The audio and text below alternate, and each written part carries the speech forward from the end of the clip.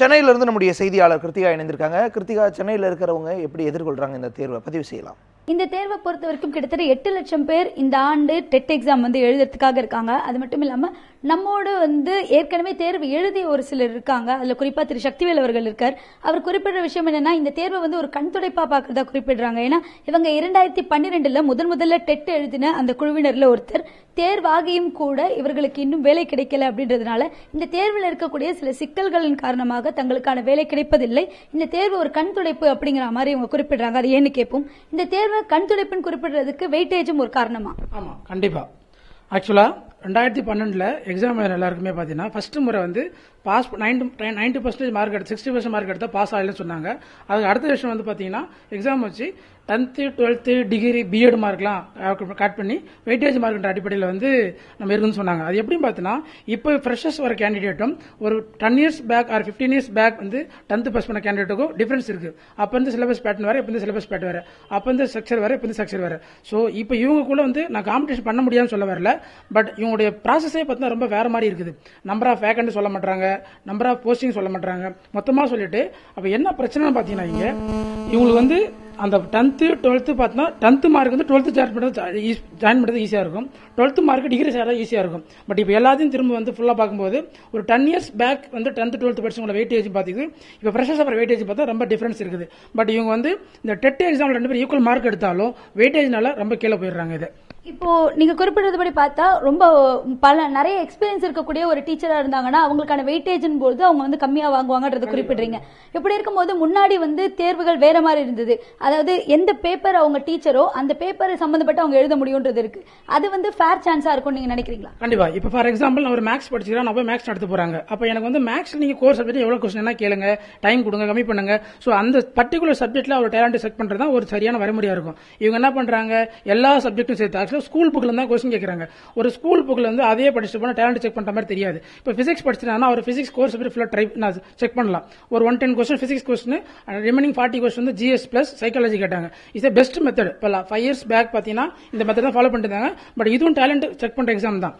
அதெல்லாம் ஒமிட் பண்ணிட்டு இப்போ சென்ட்ரல் கவர்மெண்ட் சொல்றதுக்காக டெட் ஒரு குவாலிஃபைங் பேப்பர் எடுத்து வரேன்னு சொல்லிட்டு இதையே மெயினா வச்சுட்டு இதை வச்சு மட்டுமே வேலை கொடுத்து மிகப்பெரிய ஒரு ஏமாத்து வேலை தான் எனக்கு தெரிஞ்சது. அதாவது அவர்கள் குறிப்பிடுவது போல வெயிட்டேஜ் முறை இருந்தாலும் கூட அதுலயும் நிறைய பிரச்சனைகள் இருக்கு அப்படிங்கறத இந்த குழுவினர் தெரிவிக்கிறாங்க.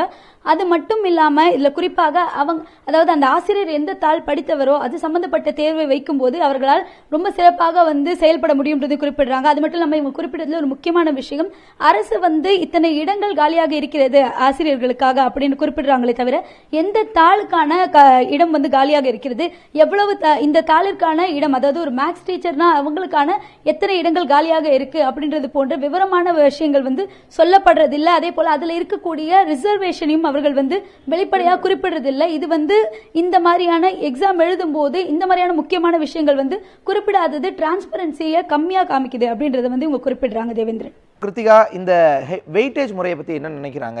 சென்னையில் எழுதக்கூடியவங்க என்னென்ன பிரச்சனைகளை இருக்கிறதா அவங்க எதிர்கொள்றாங்க, பதிவு செய்யலாம். சென்னையை பொறுத்த வரைக்கும் வெயிட்டேஜ் முறையில் ஒரு சில சிக்கல்கள் இருக்கிறத தொடர்ந்து இந்த ஆண்டு தேர்வு எழுதுறவங்களும் சரி, இதற்கு முன்னாடி எழுதின அந்த 2 குழுவினரும் தொடர்ந்து தெரிவிச்சிட்டு இருக்காங்க. வெயிட்டேஜ் முறையை பொறுத்த வரைக்கும் அவர்கள் குறிப்பிடுற பொதுவான ஒரு முக்கிய கருத்து என்னவென்றால், அதாவது ஏற்கனவே தேர்வு எழுதிய, அதாவது 10 ஆண்டுகளுக்கு முன்பு 12ஆம் வகுப்போ அல்லது கல்லூரியோ படித்த ஒரு எக்ஸ்பீரியன்ஸான டீச்சராக இருக்கும்போது அவர்களுடைய மதிப்பெண்கள் கம்மியாக இருப்பதற்கான வாய்ப்புகள் இருக்கு. அதுவே இப்போ கடந்த 3 வருடங்களுக்கு முன்பு யூஜி முடிச்சுட்டு அதுக்கப்புறம் பிஎட் முடிச்சுட்டு வரக்கூடிய இளம் தலைமுறை ஆசிரியர்கள் சொல்வோம் இல்லையா, இவர்களை பார்க்கும்போது அவர்களுக்கான 10ஆம் வகுப்பு 12ஆம் வகுப்பு மார்க் அதிகமாக இருக்கிறதுக்கான வாய்ப்புகள் நிறைய இருக்கு. இதனால வெயிட்டேஜ் முறையை கடைபிடிக்கும் போது இந்த வித்தியாசத்தின் காரணமா நல்ல எக்ஸ்பீரியன்ஸான டீச்சருக்கு கூட இந்த வேலை கிடைக்கிறதுல மிகப்பெரிய பிரச்சனை இருக்குன்றதை அவங்க குறிப்பிடுறாங்க.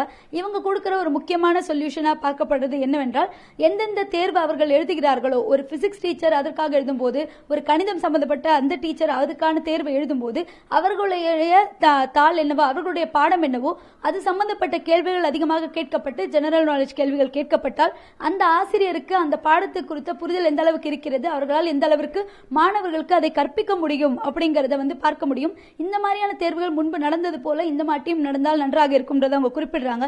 வெயிட்டேஜ் முறையை பொறுத்த வரைக்கும் தற்போது இருக்கின்ற பாடத்திட்டங்களை மாணவர்கள் எந்த அளவுக்கு துரிதமா படிக்கிறாங்க, இதற்கு முன்பு இருந்த ஆசிரியர்கள் ஒரு 10-15 வருடங்களுக்கு முன்பு கல்லூரி பள்ளியை முடித்துவிட்டு வந்த நல்ல அனுபவம் மிகுந்த ஆசிரியர்களுக்கு இந்த வெயிட்டேஜ் முறை எந்த அளவுக்கு ஒரு பெரிய பின்னடைவா இருக்கும் அப்படிங்கறத அரசு கவனிச்சு இந்த வெயிட்டேஜ் முறைங்கிறதுல ஒரு மிகப்பெரிய சரிவு இருக்கிறது, இது ஒரு பேலன்ஸ்டான சொல்யூஷன் இல்ல அப்படிங்கறத அரசு புரிஞ்சு செயல்படணும் அப்படிங்கிறது இவர்களுடைய கருத்தா இருக்கு.